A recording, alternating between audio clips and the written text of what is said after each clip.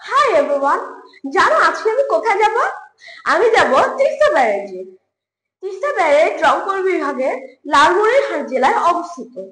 তিস্তা নদীর উৎপত্তি স্থল হলো হিমালয়, যেটা ভারতের সিকিম, দার্জিলিং ও জলপাইগুড়ি হয়ে বাংলাদেশে প্রবেশ করেছে। তিস্তা নদীতে দুইটি বাঁধ রয়েছে, একটি হলো বাংলাদেশে, আরেকটি হলো ভারতে। বাংলাদেশের বাঁধটির নাম হলো তিস্তা ব্যারেজ। তিস্তা ব্যারেজ পানির প্রবাহ নিয়ন্ত্রণ করে, যেটা কৃষি জমিতে শুষ্ক মৌসুমে সেচের জন্য প্রয়োজনীয় পানি সরবরাহ করে।